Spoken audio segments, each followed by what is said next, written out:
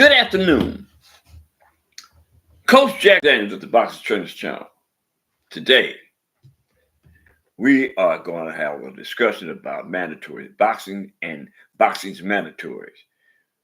The reason for this particular subject is because this morning I was listening to the boxer's voice, right? And they was having a spirited, heated discussion about mandatories as it specifically pertained to um, the mandatories that were initiated by the WBC, I believe, for Vasily Lomachenko. Vasily Lomachenko's mandatory in regards to his potential upcoming fight, right? And the discussion was heated because the commentators felt like man, first of all that Vasily Lomachenko, because of his three losses, shouldn't be considered as worthy of extracting from the WBC a mandatory, specifically because during the course of Vasily Lomachenko's boxing career, there was times when Devin Haney called Vasily Lomachenko out on his mandatory, right? And um, instead of Vasily Lomachenko, mind you, working within the scope of the mandatory, he totally ducked the issue and surrendered the belt to Devin Haney. Now, this isn't the first issue. Salute out to Bud Boxley. This isn't the first issue where the mandatory was at issue. In fact, the majority of the mandatories that are placed upon, shout out to Gil Cole in the house, majority of the mandatories that are being placed upon a specific boxer, the boxer chooses to totally overlook the mandatory or surrender the position of the mandatory, which means the belt, right? Yeah, or the bout pertaining to the mandatory. So the question at this juncture has to be, why do we have mandatory? The same thing applied to Saul Canelo Alvarez when it came to David Benavidez, right? David Benavidez has been Saul Canelo Alvarez for the last, I'm of the opinion, 5 years, right? And for multiple reasons, beyond the scope and the language of the mandatory, right? Saul Canelo Alvarez continuously comes up with explanations why he doesn't fight David Benavidez, right? And this has to be on the mind of the fan because a lot of us want to see Canelo fight David Benavidez, right? But the contrary to that, the fact of the matter is the scope and gravity of the mandatory has absolutely no weight whatsoever when the mandatory is used to compel a boxer to fight. So why do we have the mandatory? You know what I mean? I mean, it's just not something that we use, or when it's used, the boxers use it to redirect the issue, which is the match, to an explication or an excuse for why he doesn't fight this particular boxer. Now, it could easily be said that that boxer that refuses to honor the mandatory is ducking. That's the first thing that comes to a person with any sense would suggest, right? Unless he happens to be the fan of the ducker, right? I mean, I find it really, really disgraceful that we even have the mandatory because it's never used. And the fact that really annoys me is the boxing commission, the sanctioning body, whether it be the WBC, WBA, IDF, or the WBA, they do not make the fighter honor the mandatory. So what the heck do we have the mandatory for? Why do we use the mandatory?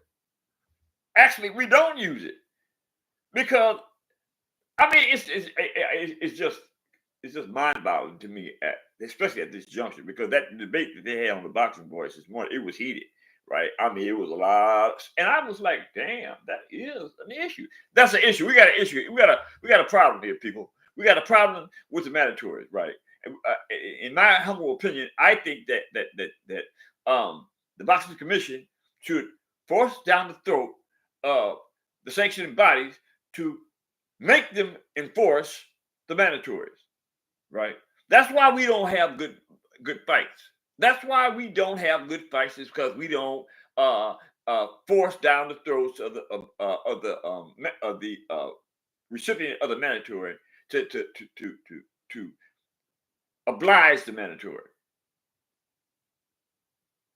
We don't make them oblige the mandatory, and so they do what the hell they want to do. Excuse my friend. I do not like using foul language, but although that's really not foul language, but anything close to it, I don't like to use foul language because there's a better way to get you your point without having to use foul language. It's called using your intellect, right? You can knock a person's head off with your intellect if you're sharp enough. So that being said,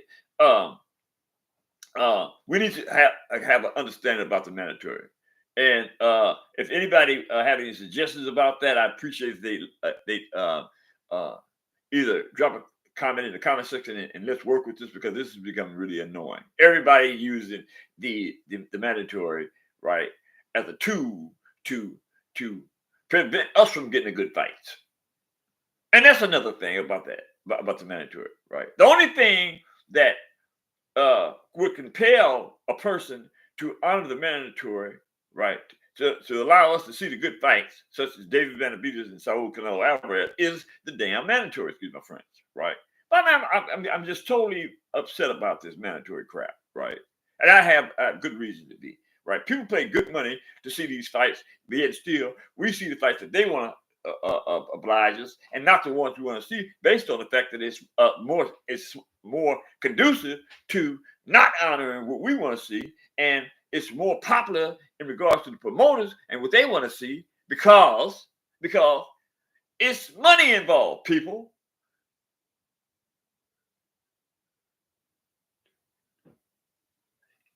Okay, Gil, I'm gonna grant you that. I'm gonna let the people hear what you got to say about the mandatory. Gil Cole, shout out to Gil Cole in the house. Mandatories are necessary to know who the best in each division, in my opinion. Okay, Gil, we got that. We got that. And that is a correct assessment. But the fact of the matter is they don't use mandatory to oblige what you just said, buddy.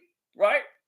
Give me an instance, Gil Coles, that the sanctioning body has used the mandatory to make a fighter honor it. Give me an instance when the commission or the sanctioning body has forced the participant, the boxer, to oblige the mandatory. Yes, I grant you. The fact of the matter is that the mandatory is a useful tool if it was used. We don't use it.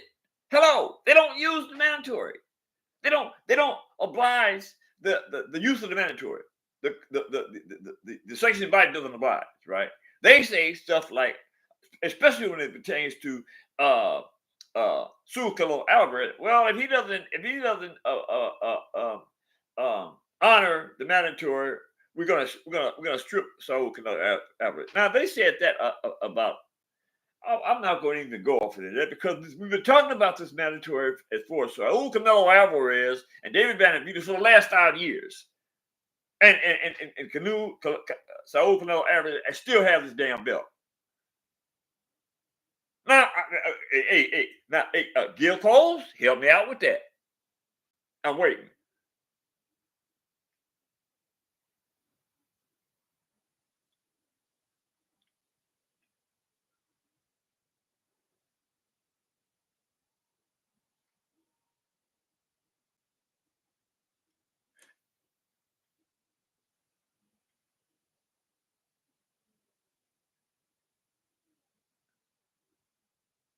Cole, you got something there.